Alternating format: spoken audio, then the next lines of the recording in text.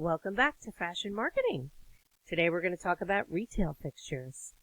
So you may have noticed when we went into the school store that we do have fixtures where we can show 4 or 5 different garments at the same time. This is called a waterfall fixture. You can see clothing from the front, and it takes up a very small amount of space, and it can stand alone. It's not attached to the floor, and it can be easily moved, and that's good for a bunch of reasons.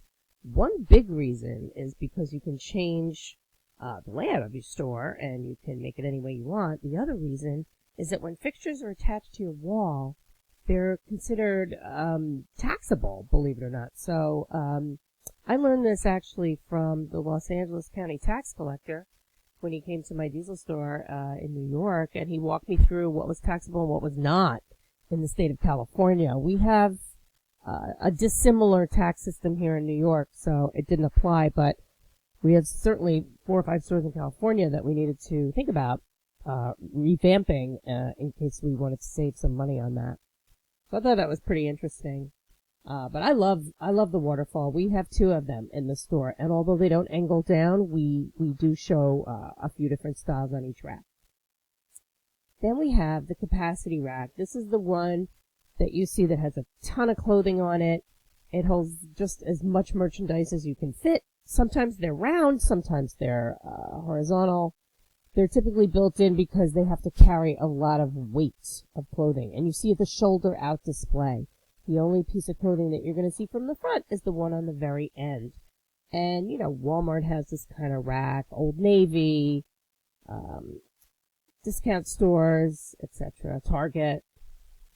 And then we've got our feature wall or feature rack. I love the feature rack because even though it takes up more space, it can really highlight your garment. And it's used in a much more upscale kind of way. So let's look at some pictures. I think about the store Anthropologie because I feel like the entire store is a feature rack. If you look at this picture, you know, you've got the pillow over here on the chair. The chair features one item, the pillow. Then you've got the table. The table's got, looks like a pair of pants on it. You've got a teeny weeny, very low capacity rack. It's really a feature rack. And here's features for each item. You can see each item full forward. And even the wall art. And the mannequin. And the little table over here. Everything is featured. And they're all different shapes and sizes. So this is a different shape from this, from this, from this. And that's why we call it a feature rack, because you are able to distinguish it from every other rack. And of course, they have a lovely ceiling fixture and the feature wall, which highlights that it's a different space. Yeah, I really love the way Anthropologie works on its interiors. And here's a Walmart. These are typical capacity rack, just item after item, stacks and stacks of merchandise. Everything looks the same. All the racks are the same. That sameness is a good thing because the customers know what they're getting. But it also doesn't highlight each item at all. And that's it. So these are the kind of racks that you'll be using in your stores that you're creating.